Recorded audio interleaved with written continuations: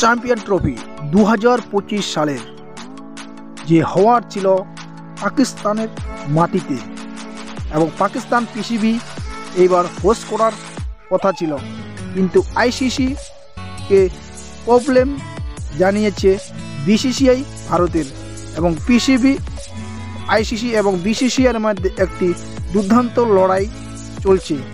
সেই লড়াইয়ে আইসিসির কাছে পিসিবিকে হার স্বীকার করতে হলো, এবং বিসিসিআইয়ের স্ট্যান্ড ছিল আমরা পাকিস্তানে খেলতে যাব না, হাইব্রিড মডেলে হইলে আমরা খেলবো চ্যাম্পিয়ন ট্রফি, নাহলে খেলবো না।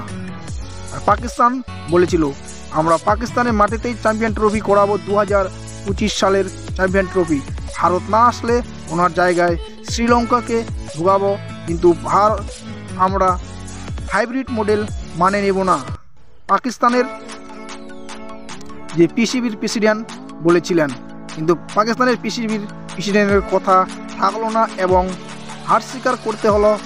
বাক যুদ্ধে হার স্বীকার করলো পাকিস্তান পিসিবি বোর্ড এবং সভাপতি, এবং আইসিসির কাছে এবং বিসিসিআইয়ের কাছে হার স্বীকার করতে হলো পাকিস্তান বোর্ডকে, এবং হাইব্রিড মডেলে সিদ্ধান্ত নিয়েছে পাকিস্তান বোর্ড এবং পিসিবি এবং আইসিসির মধ্যে বৈঠক হওয়ার সময় সিদ্ধান্ত হয়েছে পাকিস্তান এখন হাইব্রিড মডেলে পিসিবি রায় দিয়েছে, এবং ভারতের সম্পূর্ণ ম্যাচ বাইরে খেলা হতে চলেছে।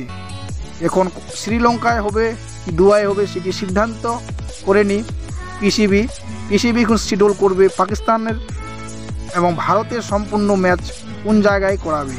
ভারত শুধু সেমিফাইনাল এবং ফাইনাল ম্যাচে উঠে তাহলে সম্পূর্ণ ম্যাচগুলো বাইরেই হবে, এবং যদি ভারত ফাইনালে না উঠে তাহলে ফাইনাল এবং সেমিফাইনাল ম্যাচগুলো পাকিস্তানে হতে চলেছে।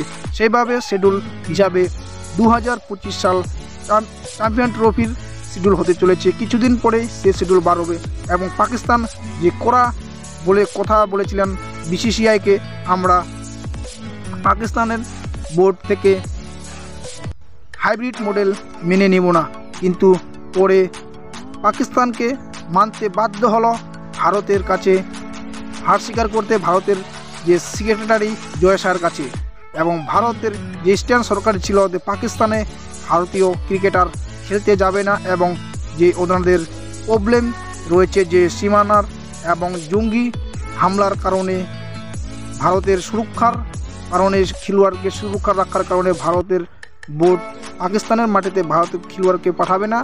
সেই সিদ্ধান্তে আইসিসিকে এবং পাকিস্তান বোর্ডকে হার স্বীকার করতে হলো, এবং ভারত বিসিসিআই হাইব্রিড মডেলে এবার চ্যাম্পিয়ন ট্রফি হতে চলেছে, এবং বিসিসিআই জয়লাভ করল।